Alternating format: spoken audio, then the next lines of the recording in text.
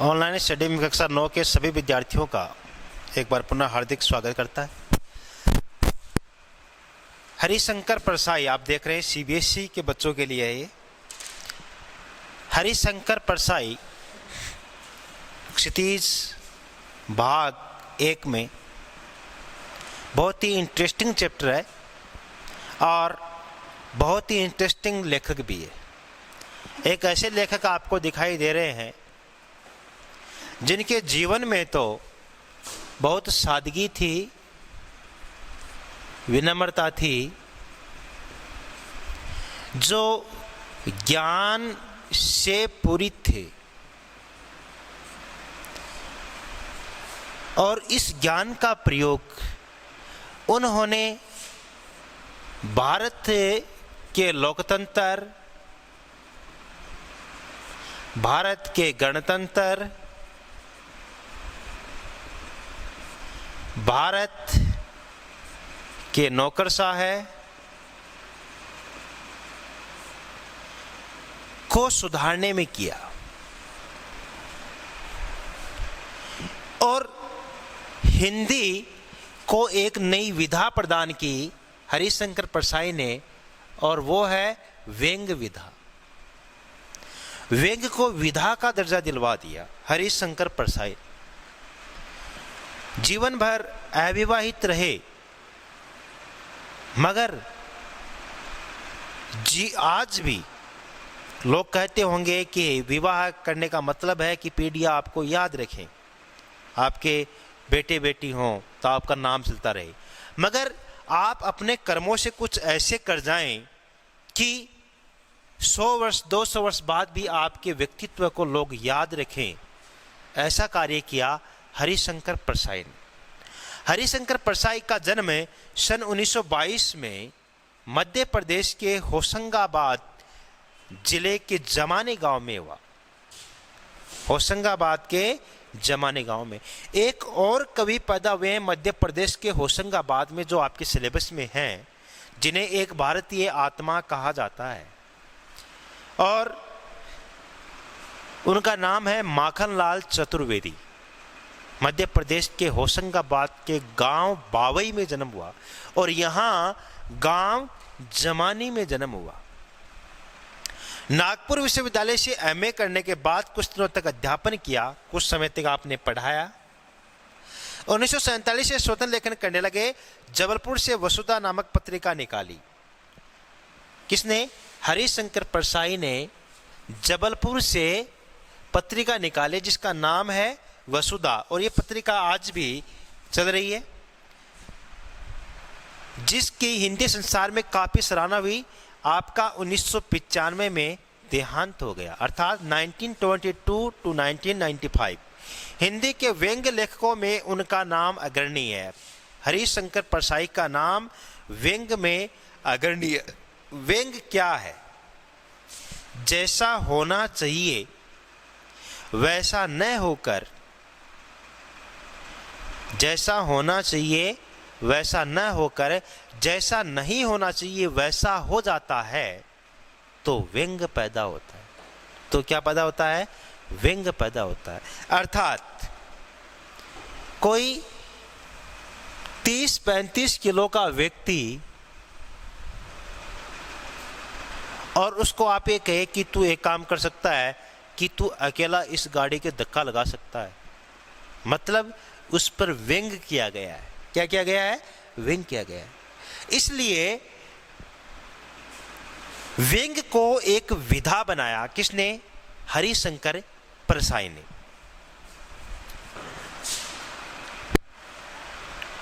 परसाई जी की कृतियों में हंसते हैं रोते हैं। परसाई ने क्या लिखा? ये कहानी संग्रह है। हंसते हैं रोते हैं किसका नाम है? कहानियों किताब है।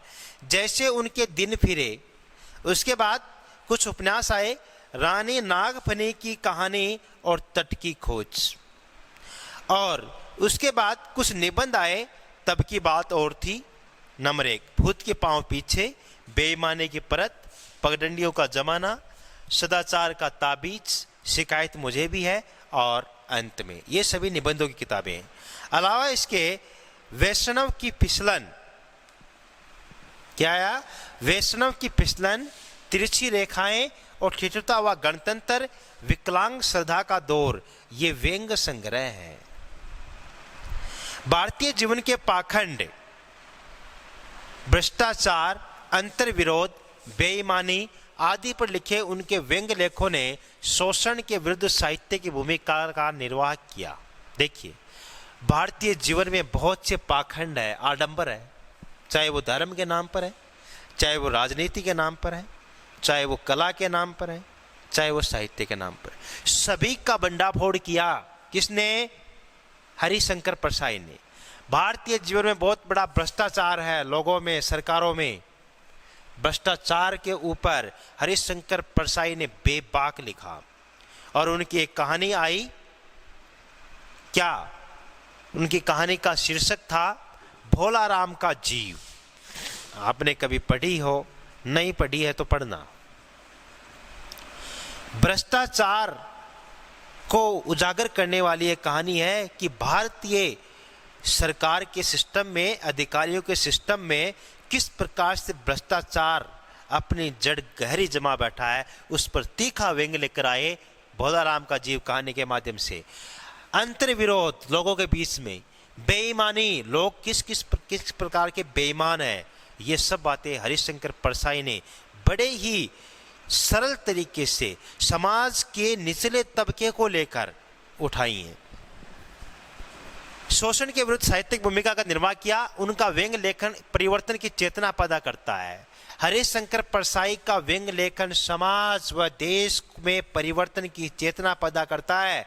अगर अब भी हम नहीं जगे पाखंड के खिलाफ, भ्रष्टाचार के खिलाफ, कुरीतियों के खिलाफ, गलत परंपराओं के खिलाफ, तो इसमें हमारी गलती है। ये हरिशंकर परसाई हमें क्या पैदा करते हैं? जागृति पैदा करते हैं, चेतना पैदा करते हैं। कोरे हास्य से अलग ये व्यंग आदर्श के पक्ष में अपनी उपस्थिति कराता है।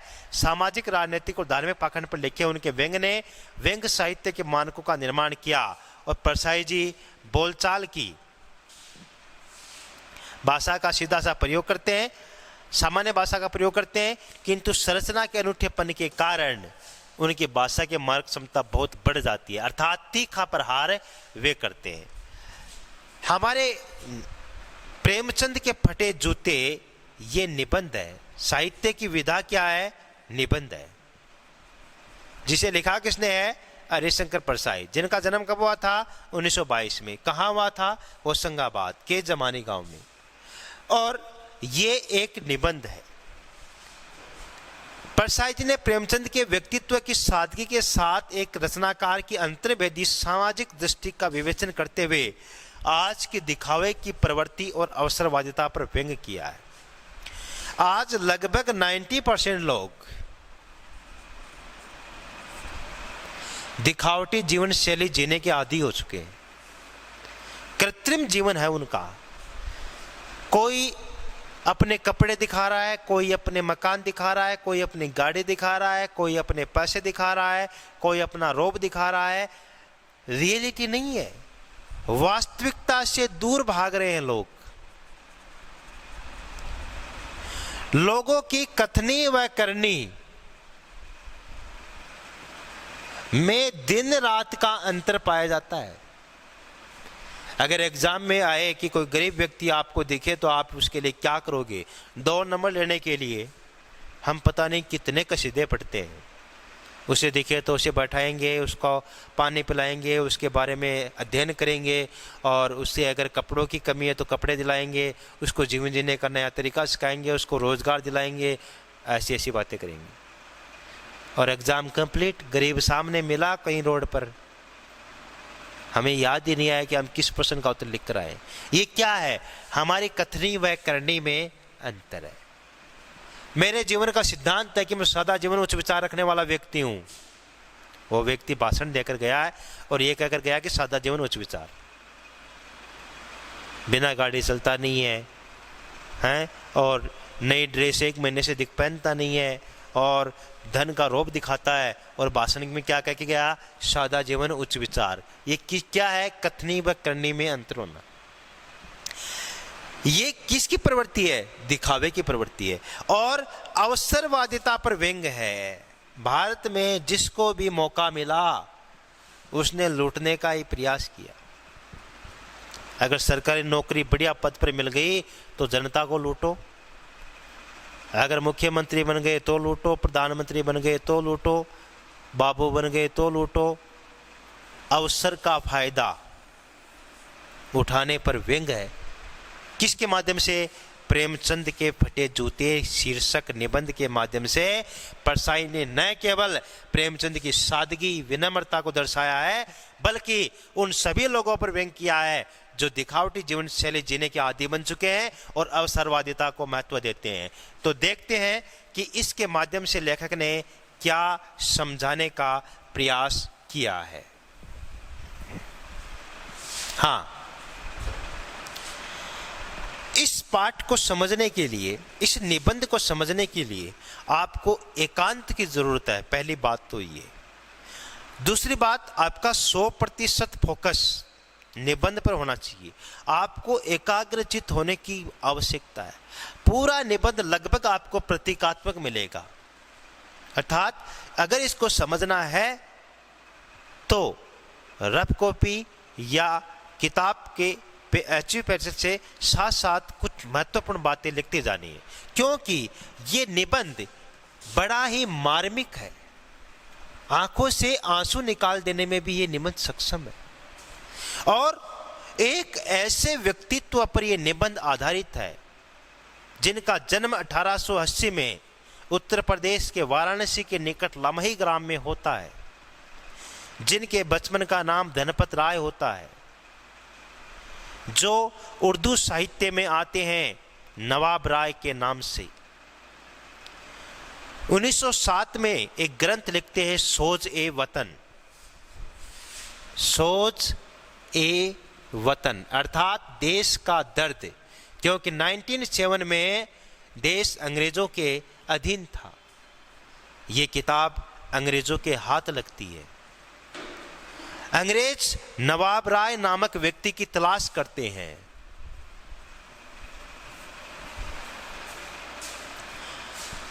नवाब राय नामक व्यक्ति भूमिगत हो जाते हैं, अर्थात अंडरग्राउंड हो जाते हैं, क्योंकि सोजे वतन ग्रंथ में भारत की जनता को जगाने के लिए लेखक ने लिखा था। उसके बाद नवाब राय अपना नाम छोड़ देते हैं और नवाब राय अपना नाम क्या रख लेते हैं? प्रेमचंद। प्रेमचंद न केवल अपना नाम छोड़ते हैं बल्कि अपना विषय भी छोड़ देते हैं। उर्दू से बाहर निकल गए और किसकी दुनिया में आ गए? हिंदी की दुनिया में आ गए। सब्जेक्ट भी छोड़ा, नाम भी छोड़ा, दोनों चेंज। हिंदी में आने के बाद 1915-16 में उनकी एक पहली कहानी आई पंच परमेश्वर, देश में काफी प्रसिद्ध हुई और आज भी है।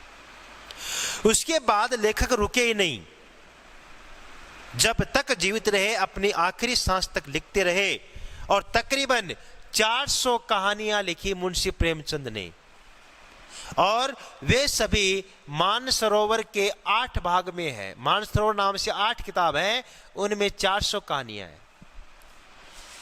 लगभग 15-16 उपन्यास लिखे। गोदान अंतिम उपन्यास 1935 में आया। इसके अलावा निर्मला, सेवा सदन, कायाकल्प, वरदान और रंगभूमि, गबन, ये सब उपन्यास आए। और मुंशी प्रेमचंद भारत में कहलाए कथा सम्राट और उपन्यास सम्राट। भारतीय साहित्य का वह दिव्यमान सूर्य है मुंशी प्रेमचंद, जिसके प्रकाश की किरण में आज भी भारत अपना रास्ता देख रहा है।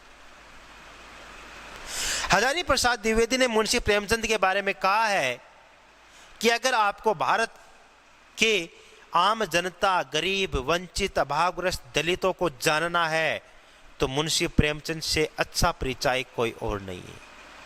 देश के ऐसे पहले साहित्यकार हैं मुंशी प्रेमचंद, जिन्होंने गरीब, किसान, मजदूर, भिखारी को अपने उपन्यासों का हीरो बनाया, नायक बनाया।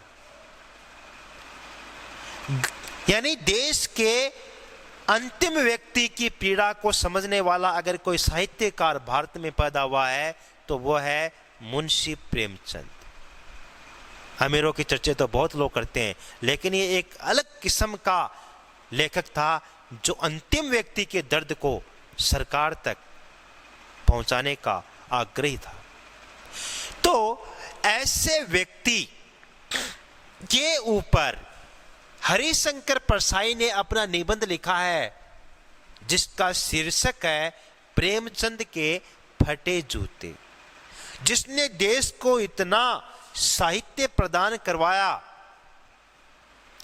कि लाइब्रेरियां तक बढ़ जाती हैं, और जिसने देश को नई हर भाषा से अवगत कराया, देश को इतना बड़ा विशाल साहित्य प्रदान किया। देश ने उनको कैसे जूते दिए? फटे जूते दिए। एक हरिशंकर परसाई के भीतर का दर्द इस निबंध के माध्यम से देखने को मिलेगा। साथ ही मिलेगा कि हरिशंकर परसाई मुंशी प्रेमचंद से कितना प्रेम करते हैं। ये मिलेगा कि मुंशी प्रेमचंद उनके आदर्श हैं। ये सब बातें हम इस निबंध के माध्यम से जानेंगे। इसलिए बड़ा ही अच्छा निबंध है, प्रतीकात्मक निबंध है, और ये बहुत से संदेश हमारे पीछे ये छोड़कर जाएगा। अब कौन कौन से संदेश छोड़कर जाएगा, आगामी सभी वीडियो जो इस चैप्टर से जुड़े हुए आएंगे वो आपको बड़े ही गहराई से देख रहे हैं, समझ कर देख रहे हैं, और समझ में नहीं आए तो प्रश्न पूछ रहे हैं। तो इस निबंध को नेक्स्ट वीडियो में हम शुरुआत से पढ़ेंगे। आज हमने हरिशंकर परसाई के बारे में जाना, मुंशी प्रेमचंद के बारे में जाना, और उन्होंने ऐसा क्यों कहा है ये चर्चा हम नेक्स्ट वीडियो में करेंगे। आज के लिए बस इतना ही। धन्यवाद।